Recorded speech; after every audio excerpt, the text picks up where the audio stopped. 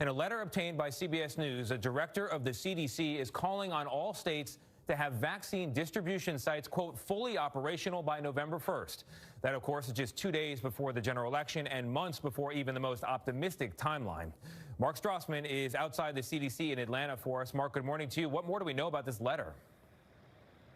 Well, good morning, Tony. For starters, that letter came out on August 27th. That's the same day that President Trump gave his acceptance speech at the Republican National Convention, a speech in which he teased that a vaccine could come out by the end of the year. The worry here is that this plan may have more to do with politics than with science. Now, that said, many health experts agree that having a distribution plan in place is essential, even if the vaccine needs more work. Whether we end up with a vaccine sooner or later, we need those plans, we need those logistics in place. Dr. Jesse Goodman is the former chief scientist at the FDA. He oversaw several vaccine approval and distribution efforts. Goodman is concerned that the new letter from the CDC did not come sooner. We have safety, effectiveness, quality, good logistics and distribution system, a safety monitoring system, and we don't screw up the trust.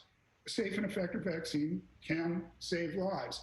But that's a tall order to come up with in the remaining time before then.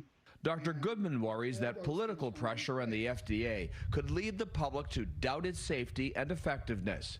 But both FDA Commissioner Dr. Stephen Hahn and Dr. Anthony Fauci said no vaccine would be approved or granted emergency authorization without sound data and science behind it. I would not be comfortable with a vaccine unless it was shown in a clinical trial clearly to be safe and effective. Now, with Labor Day weekend approaching, the nation's top health officials are urging Americans to remain disciplined, to avoid behaviors that led cases to spike following Memorial Day and the 4th of July. On a trip across the Midwest, Dr. Deborah Birx of the White House Coronavirus Task Force gave this stern warning. When I say socially distance, it means at all times, including with family members. We are seeing that crowded neighborhood events, including backyard barbecues, are currently one of the primary spreaders of virus. Birx's tour comes as several states report spikes in new COVID cases, including Iowa.